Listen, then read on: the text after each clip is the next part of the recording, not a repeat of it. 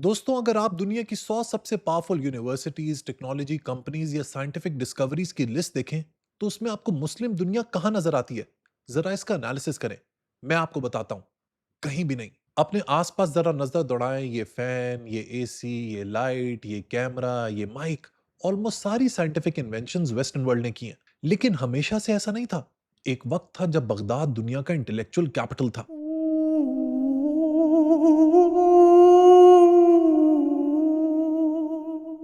अल ख्वारिज़मी algebra पर काम कर रहा था। इब्न अल हैथम ऑप्टिक्स को एक्सपेरिमेंट्स के जरिए समझ रहा था। इब्न सीना मेडिसिन लिख रहा था और अल बेरूनी एस्ट्रोनॉमी और ज्योग्राफी में काम कर रहा था। आज ओआईसी में तकरीबन 57 मुस्लिम ममालिक हैं जिनमें करोड़ों लोग रहते हैं। लेकिन अगर आप रिसर्च एंड डेवलपमेंट को देखें तो ये अपने टोटल जीडीपी का सिर्फ 0.6% R&D पर लगाते हैं, जबकि डेवलप मुल्कों का परसेंटेज है 2.9%। दोस्तों, सवाल ये नहीं है कि मुस्लिम्स इंटेलिजेंट है कि नहीं। ये हमारा मसला नहीं है। एक्चुअल थीसिस ये है कि what went wrong with the Muslim world. क्यों हम लोग प्रोड्यूसर्स की बजाय कंज्यूमर्स बन गए हैं? क्यों हम लोग क्रिएटर्स की बजाय कस्टमर्स बन गए हैं? क्यों हमारे यहाँ सोच का फुकदान है? क्यों यहाँ नॉवेल्टी ऑफ थॉट नहीं है? और क्यों यहाँ लोग सवाल करने से डरते हैं? आज की वीडियो में इसी बात का एनालिसिस करेंगे। आपने अक्सर सुना होगा इस्लामिक गोल्डन एज के बारे में। ये कोई कहानी या मिथ नहीं, बल्कि ये एक रियलिटी थी। 8वीं से 13वीं सदी के दरमियान मैथमेटिक्स, एस्ट्रोनॉमी, मेडिसिन, ऑप्टिक्स और फिलॉसफी में रिमार्केबल काम हो रहा था मुस्लिम वर्ल्ड में। अब्बासिद बगदाद ने ग्रीक, पर्शियन और इंडियन नॉलेज को अरबिक में ट्रांसलेट करवाया। ये वो दौर था जब यूरोप डार्क एजेस में डूबा हुआ था।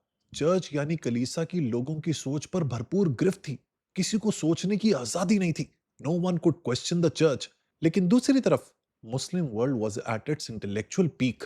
वो ग्रीक फिलोसफी को पढ़ रहे थे, अरिस्टोटल को पढ़ रहे थे, प्लेटो को पढ़ रहे थे, पर्शियन इल्म सीख रहे थे, इंडियन मैथमेटिक्स को अडॉप्ट कर रहे थे और क्रिश्चियन स्कॉलर्स के साथ काम कर रहे थे। गोल्डन एज में मुसलमानों की तरक्की का एक कमाल का फॉर्मूला था। Translation plus curiosity plus debate plus experimentation plus patronage. है ना कमाल की इक्वेशन? आज इनमें से कोई भी इंग्रेडिएंट मुस्लिम वर्ल्ड में मौजूद नहीं है जिसकी वजह से आज हम इन हालात में हैं। मैंने मुस्लिम गोल्डन एज के ऊपर पहले डिटेल में वीडियोस बनाई हुई हैं। Do check my archives. मैंने अक्सर अपनी वीडियोस में गजाली के ओकेजनलिज्म का भी जिक्र किया। He was seriously against philosophical thought. लेकिन सिर्फ गजाली ही वजह नहीं थे मुस्लिम्स के इंटेलेक्चुअल डिक्लाइन की। मुसलमानों को एक ऐसी बीमारी लगी जिसके बाद हम लोग उसके बाद कभी उठ ही नहीं सके। इस बीमारी का नाम है दोस्तों डॉक्ट्रिनल एब्सोल्यूटिज्म। मेरे लिहाज से मुसलमानों का सबसे बड़ा इंटेलेक्चुअल प्रॉब्लम है ही डॉक्ट्रिनल एब्सोल्यूटिज्म। इसका मतलब यह है कि मेरे पास जो अकीदा है, मेरे पास जो बिलीफ सिस्टम है, मेरे पास जो ईमान है, वही फाइनल ट्रूथ है। उसके अलावा कुछ भी सच नहीं। मैं ही इस दुनिया में सच का ठेकेदार हूं। मैं ही जन्नत में जाऊंगा और बाकी सारी दुनिया को मेरे ही सच के ऊपर ईमान लाना होगा। जब कोई भी इंसान, कौम या सिविलाइजेशन इस तरीके से या इस सोच के साथ जीना शुरू कर दे, तो समझ लें कि उसका इंटेलेक्चुअल डिक्लाइन का स्टार्ट हो गया। साइंस का प्रिंसिपल होता है कि मुझे साबित करो, जबकि डॉगमेटिक अथॉरिटी कहती है कि तुम मुझसे सवाल कैसे कर सकते हो। साइंस का हीरो वो नहीं जो कभी गलत नहीं होता। साइंस का हीरो वो है जो कहता है मैं गलत हो सकता हूं। लेकिन डॉक्ट्रिनल एब्सोल्यूटिज्म में कोई गलती की गुंजाइश नहीं है। बस मैं ही मैं हूं। जब लोग ऐसे सोचना शुरू कर देते हैं तो ऐसे मुआशरों में सवाल करना बंद कर दिया जाता है। किसी नई सोच की गुंजाइश ही नहीं रहती। और जब सवाल बंद हो जाएं तो वहीं पे इंटेलेक्चुअल प्रोग्रेस स्टॉप हो जाती है। 18वीं और 19वीं सदी में यूरोप ने साइंस को प्रोडक्शन से कनेक्ट कर दिया। Steam engines, railways, industrial manufacturing, electricity, modern chemistry, modern medicine, इन सब ने कमाल की तरक्की की। अब सिर्फ स्कॉलर होना काफी नहीं था। Factories, capital, universities, laboratories, patents और कंटिन्यूस इनोवेशन चाहिए थी। ये वो दौर था दोस्तों जब यूरोप में कैथोलिक चर्च की गिरफ्त लोगों के ऊपर कमजोर होने लगी। वहां पे रेनेसांस की मूवमेंट आई, ह्यूमनिज्म की मूवमेंट आई, रेफर्मेशन की मूवमेंट आई, एनलाइटनमेंट की मूवमेंट आई। इन सब मूवमेंट्स के जरिए यूरोप ने यह डिसाइड किया कि इस दुनिया का निजाम अब इंसान खुद चलाएगा। अब वो आसमान की तरफ हाथ उठाकर सवाल नहीं करेगा। अब वो उस दुनिया के मामलात अपने हाथ में लेगा। यहीं से मुस्लिम वर्ल्ड और यूरोप के अंदर गैप बढ़ना शुरू हो गया। इसके बारे में हिस्टोरियन बर्नार्ड लुइस ने अपनी किताब व्हाट वेंट रॉन्ग में कमाल का एनालिसिस किया है। लुइस के मुताबिक मुस्लिम वर्ल्ड और वेस्ट के दरमियान पावर का ड्रामेटिक शिफ्ट सिर्फ कॉलोनियलिज्म के बाद नहीं हुआ। उन्होंने ऑटोमन डिफीट्स को एक इंपॉर्टेंट टर्निंग पॉइंट माना, खास तौर पर 1683 की वियना डिफीट और 1699 की ट्रीटी ऑफ कार्लोविट्स को। कार्लोविट्स के बाद ऑटोमन एलीट्स के सामने एक पेनफुल सवाल था। एक वक्त में हम यूरोपियन पावर्स को हरा रहे थे, अब वो हमसे हमारी ही जमीन क्यों ले रहे हैं? ल्यूइस के लिए व्हाट वेंट रॉन्ग की डिबेट का यही सेंट्रल मोमेंट था। उसका आर्गुमेंट ये था कि मुस्लिम सोसाइटीज ने वेस्ट की विजिबल पावर को कॉपी करने की कोशिश की, हथियार, मिलिट्री टेक्निक्स, इकोनॉमिक मेथड्स और एडमिनिस्ट्रेटिव रिफॉर्म्स। लेकिन सिर्फ टेक्नोलॉजी इंपोर्ट करना काफी नहीं था। वेस्ट के पीछे एक पूरा इंस्टीट्यूशनल और इंटेलेक्चुअल ट्रांसफॉर्मेशन था। साइंटिफिक रेवोल्यूशन, नए इकोनॉमिक इंस्टीट्यूशंस, इंडस्ट्रियलाइजेशन और पॉलिटिकल चेंज ने पूरी सोसाइटी को बदलना शुरू कर दिया था। ये बड़ी बारीक और समझने वाली बात है, इसको जरा समझिएगा। वो कहना ये चाह रहे हैं कि आप यूरोप से मशीनरी इंपोर्ट करके यूरोपियन सिस्टम क्रिएट नहीं कर सकते थे। हम मशीन तो लेना चाहते थे, लेकिन उस मशीन को पैदा करने वाला साइंटिफिक कल्चर नहीं। हम यूनिवर्सिटी बनाना चाहते थे, लेकिन उस यूनिवर्सिटी में अनकंफर्टेबल क्वेश्चंस नहीं करना चाहते थे। हम मॉडर्न इकोनॉमी तो चाहते थे, लेकिन उस इकोनॉमी के लिए जरूरी इंस्टीट्यूशंस और ओपननेस नहीं। जो मैंने पहले बात की और जो ल्यूइस का आर्गुमेंट है, उसकी बेसिस पर मुस्लिम डिक्लाइन के कुछ ये रीजन सामने आती हैं। पहले तो इंटेलेक्चुअल रिजिडिटी, जिसको मैंने डॉक्ट्रिनल एब्सोल्यूटिज्म के जरिए एक्सप्लेन किया।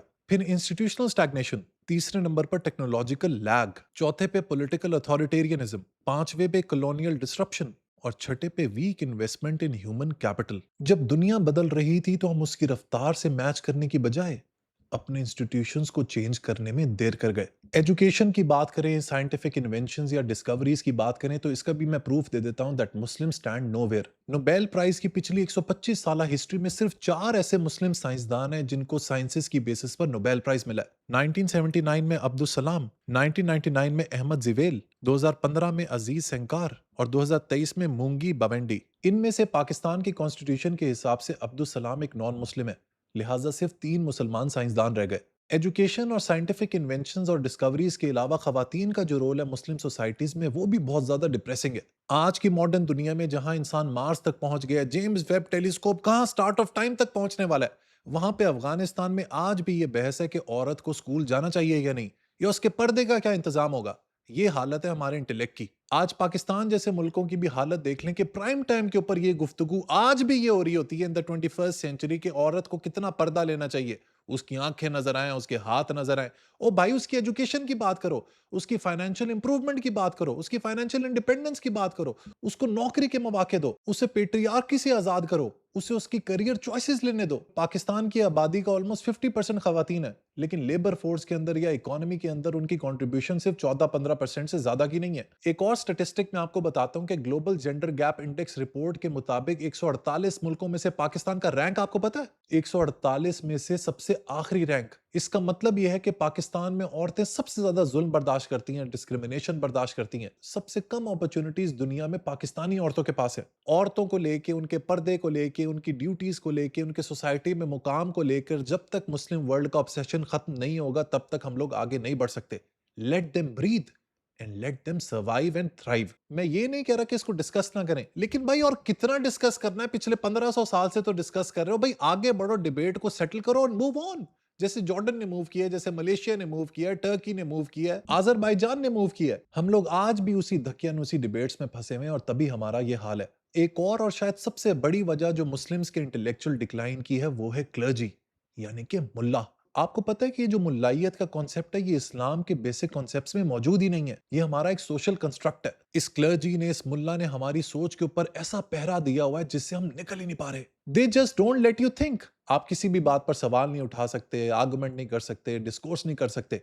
बस जो उसने कह दिया है वही फाइनल है। और उनके पास सबसे बड़ा हथियार है मजहब का, क्योंकि मजहब के जरिए अवाम को ब्लैकमेल किया जा सकता है। बस किसी भी बात पर मजहब का स्टैंप लगा दो और अपनी बात मनवा लो।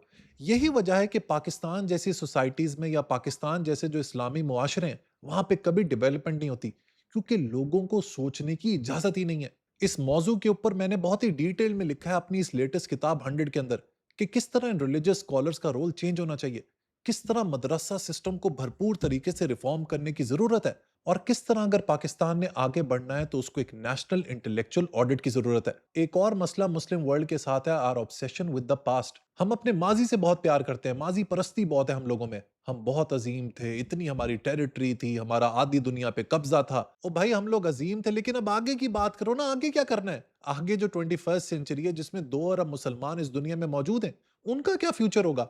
How will you intellectually groom them? ना हमने कभी अपने स्कूलों में, अपने इंस्टीट्यूशंस में, यूनिवर्सिटीज में फलसफे की बात की, क्रिटिकल थिंकिंग की बात की, हायर ऑर्डर थिंकिंग की बात की। बस बात की तो सिर्फ तकलीद की। और याद रखें दोस्तों, जिन ममालिक या जिन सोसाइटीज़ या जिन सिविलाइज़ेशन में सोच इज्तिहादी की बजाय तकलीदी होती है, उनका वही हाल होता है जो आज पाकिस्तान का है। कुरान पर ईमान है, लेकिन कुरान कभी समझ के नहीं पढ़ा, कभी ट्रांसलेशन से नहीं पढ़ा। मेरे बचपन में एक मौलवी साहब मुझे कुरान पढ़ाने आते थे। एक दफ़ा मैंने उनसे पूछा कि दुरूद शरीफ का मुझे मतलब समझा दें। इसी तरह सूरह कौसर और सूरह फातिहा का भी मतलब मुझे समझा दें। And he was absolutely clueless. उन्हें मालूम ही नहीं था। And he was teaching since decades. आप पढ़ाए जा रहे हो, रट्टे लगवाए जा रहे हो, हाफिज क्रिएट किए जा रहे हो, लेकिन आपकी सोसाइटी को उससे क्या फायदा हो रहा है? The result is right in front of you. Human development index में आप पाकिस्तान को देख लें, ऑलमोस्ट सारे मुस्लिम वर्ल्ड को देख लें, barring a few Middle East countries, we are at an all time low. Gender gap index report का मैंने आपको पहले ही बता दिया है। साइंस और टेक्नोलॉजी के बारे में भी अपनी हालत आपको बता दी है। हम लोग अपनी माजी परस्ती और अपनी अजमत के ही गुण गाते रहते हैं, क्योंकि इवेंचुअली जन्नत में तो हम नहीं जाना है। मैं फलसफे के ऊपर वीडियोस बनाता हूँ, आप लोगों को हमेशा पुश करता रहता हूँ कि हायर ऑर्डर थिंकिंग करें, सवाल उठाएं, अपनी रैशनैलिटी का इस्तेमाल करें। और मुझे अक्सर लोग कमेंट करते हैं कि भाई तुमने हजारों किताबें पढ़ ली हैं, तुमने कुरान शरीफ भी पढ़ा है। तो उनके लिए आज मैं दिखाना चाहता हूँ कि ये है मेरी कुरान शरीफ की कलेक्शन। ये देखें, this is number 1, this is number 2, और ये नीचे भी कुरान शरीफ पढ़ा हुआ है। कुरान शरीफ भी ये कहता है कि भी अपने अक्ल का, अपने फहम का, अपनी सोच का, अपने लॉजिक का इस्तेमाल करो, और आपके हालात तभी बदलेंगे जब आप बदलना चाहोगे। बहुक्म इलाही कुछ नहीं होगा। जब तक यू विल नॉट स्ट्राइव, तब तक you will not be able to break through. आजकल एक और नया ट्रेंड है जिसमें हम लोग कुरान शरीफ में साइंटिफिक मिरेकल्स या साइंटिफिक ऑब्जर्वेशंस या साइंटिफिक डिस्कवरीज और इन्वेंशंस को ढूंढ रहे होते हैं। ये भी एक फ्यूटाइल एक्टिविटी है। देखिए, कुरान शरीफ कोई साइंटिफिक किताब नहीं है, it's a book of morals, जिसके जरिए मुसलमान अपने मॉरल स्ट्रक्चर और अपनी अखलाकियात को कंसोलिडेट करते हैं। अगर आपने इलेक्ट्रिक कार बनानी है तो वो कुरान शरीफ पढ़ के आप नहीं बना सकते। इसी तरह अगर आपने रॉकेट शिप बनानी है तब भी आप कुरान शरीफ पढ़ के नहीं बना सकते। आपको कैंसर का इलाज करना है, वैक्सीन बनानी है, या फिर एआई का कोई सॉफ्टवेयर बनाना है, तो वो कुरान शरीफ पढ़ के आप नहीं बना सकते। उसके लिए आपको कोई साइंस की किताब ही पढ़नी पड़ेगी। जरा सी कोई फलसफे की बात कर दो, अक्ल की बात कर दो, सोच की बात कर दो, रैशनल थिंकिंग की बात कर दो, सवाल उठाना शुरू कर दो, तो लोग आपसे पूछना शुरू कर देंगे कि भाई तुम एथीस्ट तो नहीं हो। ये हालत है। जरा से सवाल से हमारा ईमान डगमगाने लगता है। अगर आपका ईमान इतना वीक है ना, तो ऐसे ईमान को वापस कर दें। एनीवेज, अगर मुसलमानों ने अपने आप को रिवाइव करना है तो here are some of my points. हमें इंटेलेक्चुअली अपने आप को रीइग्नाइट करना होगा। ये ऐसी दुनिया होगी जहां मजहब हो सकता है लेकिन डॉगमा साइंस का सब्स्टिट्यूट नहीं होगा। जहां रिवायत हो सकती है लेकिन रिवायत सवाल से ऊपर नहीं होगी। जहां अकीदा हो लेकिन आजाद सोच भी हो। जहां मौलाना की सोच से ऊपर एक साइंसदान की सोच होगी। और जहां मजहब स्टेट को गवर्न नहीं, बल्कि सिर्फ इंडिविजुअल्स की अपनी पर्सनल लाइफ को गवर्न करेगा। और जहां सवाल करने की आजादी हर शख्स का बर्थ राइट होगी। जहां उलमा उन लोगों को कहा जाएगा जो साइंटिस्ट होंगे, रिसर्चर्स होंगे। और जहां किसी भी अकीदे से ऊपर इंसान की अकल, सोच और रैशनल थिंकिंग होगी। जिस दिन मुस्लिम वर्ल्ड ये बात समझ गई, वहीं से हम लोग फिर दोबारा इंटेलेक्चुअली अपलिफ्ट हो जाएंगे। मेरी बातों के बारे में जरूर सोचिएगा, और वीडियो पसंद आई हो तो लाइक बटन जरूर प्रेस कीजिएगा। Until next time, goodbye.